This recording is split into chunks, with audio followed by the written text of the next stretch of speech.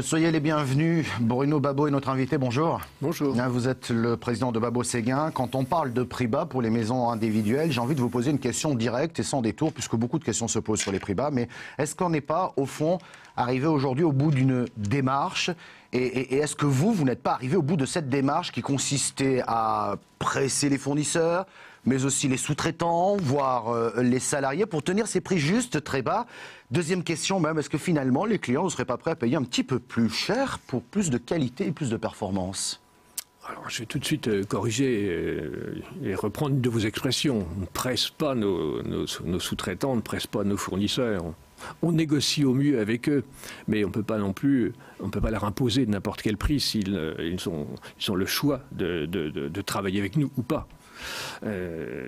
Et concernant la qualité la qualité supplémentaire que l'on pourrait apporter avec éventuellement des prix supérieurs, je pense qu'il s'agit d'un sujet qui ne se pose pas. Nos clients aujourd'hui ne nous demandent pas plus de qualité ou plus de performance. Depuis quelques années, et en particulier depuis la mise en place de la réglementation, en particulier de la réglementation thermique depuis 2012, les constructeurs ont été tenus d'amener leur construction à un niveau de qualité assez élevé.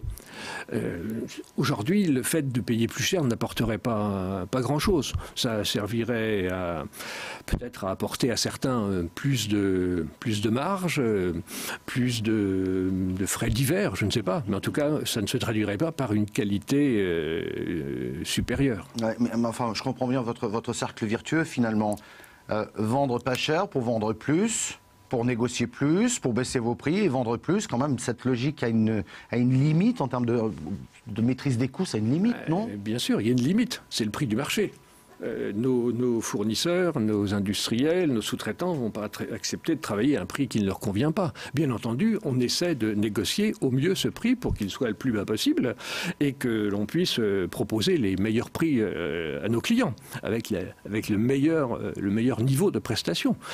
Mais à partir d'un certain moment, le prix ne peut plus descendre. Là où nous avons une certaine capacité à négocier, c'est que pour le même prix, on en donne plus à nos clients.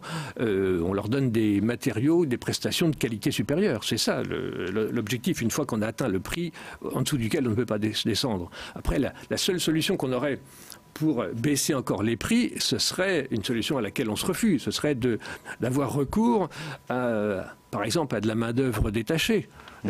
C'est légal, mais ça, on ne veut pas le faire. Nos sous-traitants sont ceux qui travaillent à proximité de nos chantiers, à proximité de nos clients.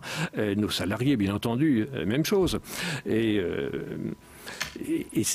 on pourrait aussi imaginer qu'on fasse sous-traiter notre comptabilité en Inde, notre communication au Pakistan ou autre. Non, c'est pas ça. C'est la limite du système. Et là, on ne veut pas y aller.